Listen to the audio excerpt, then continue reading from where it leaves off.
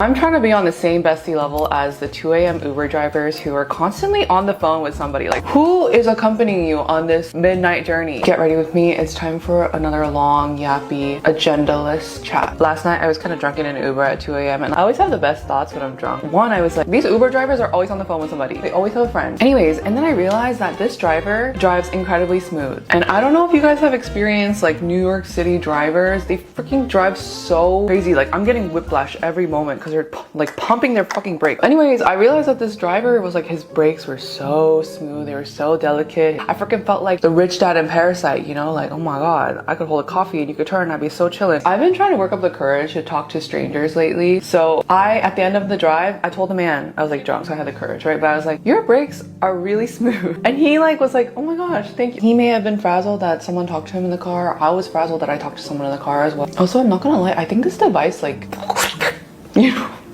it like does that to my skin. I made a little breakfast. This is a cranberry sourdough. Okay, makeup time. This is like a new base that I've been trying. And this is definitely made by Koreans and for Koreans. And I mean like Korean. What the fuck?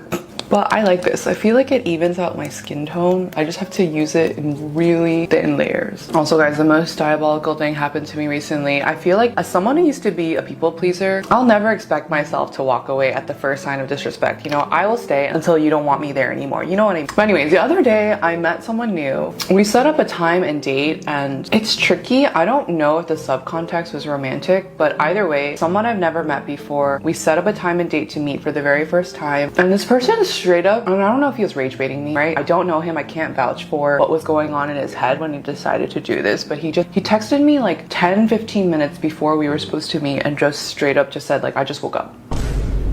Again, the people pleaser in me, I was probably trying to like give him benefit of the doubt, like, but also bitch, what the fuck? Like, one, why aren't you apologizing? Two, he followed up being like, I was up until 6 a.m. doing this thing. I'm like, I don't care. I don't know you. You're an adult. We set a time to meet up. You should have set an alarm. The old me, I would have like brushed this off. I would have wanted to be perceived more as empathetic and caring and flexible most of all. But I was just checking in with how I felt. And I just felt upset. Like, why don't you apologize? Like, I don't understand why he could have just been like, so sorry. I woke up late. Can we reschedule this?